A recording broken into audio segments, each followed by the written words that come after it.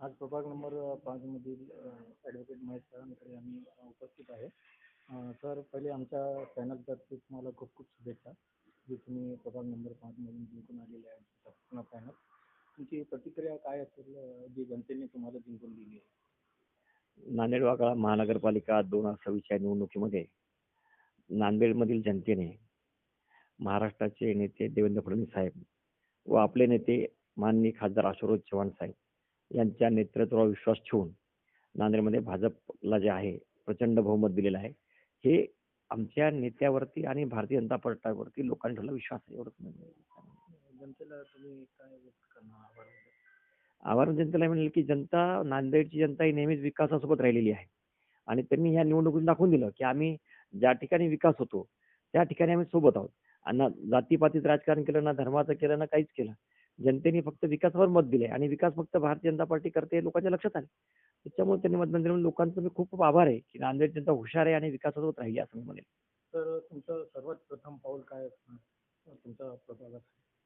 हे प्रभागासाठी माझ्या पहिल्या विषयात असा आहे की अब्दुल्लाबाद इनामी लँडचा जमिनीचा विषय ह्या प्रभागाचा फार महत्वाचा जिव्हाळ्याचा विषय. प्रभाग क्रमांक 5, 4 आणि 9 करता पण विषय येतो.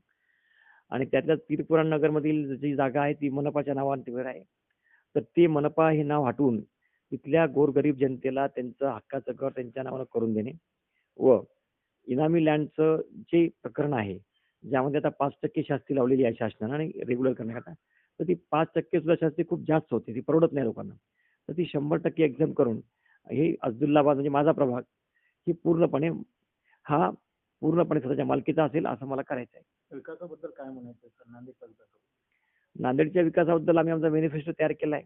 जाहीरनाम्यानुसार बऱ्याच गोष्टी त्याच्यात खूप मेन्शन पण केल्या आहेत आणि या 5 वर्षाच्या सगळ्या गोष्टी पूर्ण होतील. कारण उड्डाणपुलाचा विषय आहे, त्याच्यानंतर ट्रॅफिकचा सगळ्यात जास्त महत्त्वाचा विषय आहे. त्याच्यावर थोडं वर्किंग करून एक प्लॅनिंग करून करायचं आहे आम्हाला असं म्हणून. शिक्षणाबाबत आणि महिलांसाठी तुम्ही काय? शिक्षणाबाबत तर मी सांगेल की नांदेड हे आता शिक्षणाचे पंढरी झालेलं आहे. जर आपण बघितलं मराठवाड्यामध्ये नांदेड हे जे आहे एज्युकेशन कोचिंग सेंटर झाले मेडिकल आणि इंजिनिअरिंगसाठी. आज आपण जर बघितलं तर मराठवाडा असेल, विदर्भ असेल, जास्तीत जास्त मुलं या ठिकाणी शिकायला त्यातल्या आमच्या प्रभागातच येतात. तर त्यामुळे विद्यार्थ्यांना दर्जेदार शिक्षण मिळते आणि महिलांसाठी मात्र सक्षमीकरणासाठी जे आहे आता महिला बाल कल्याणच्या माध्यमातून जास्तीत जास्त स्वयंबचत गटाला काय मदत करता येईल ते आम्ही करून महिलांनाही करू. नाही, आता ही तर खूप आनंदाची गोष्ट आहे. पण आता उद्याच्या गुरुवारी निघणाऱ्या आरक्षणानंतर आमचे नेते अशोकराव चव्हाण साहेब काय निर्णय घेतील. बऱ्याच जणांचे उत्सुक आहेत त्याच्यामध्ये. मी पण एक उत्सुक असू शकतो. साहेब काय ते ठरवतील त्याप्रमाणे घेतील. साहेबांनी दिलेली कुठली जबाबदारी आम्ही समर्पित पाळणार, नाही तर नगरसेवक तर आहेच. नाही, मतदानाचा मी खूप खूप आभारी आहे की त्यांनी एवढं जे मतदान दिलं. साधारणतः मला ते 2377 का ते 2500ची मला आघाडी या 5 नंबर प्रभागातून मिळाली. ही एक ऐतिहासिक आघाडी आहे आणि इथल्या मतदारांनी हिंदू मुस्लिम ऐक्याचं जे आहे हे उदाहरण दिलं की इथून भारतीय जनता पार्टीचे 4ही उमेदवार विजयी केले चांगल्या मतांनी. त्यामुळं विकासासोबत जनता आहे हे यांनी दाखवून दिलं असं मी म्हणेन.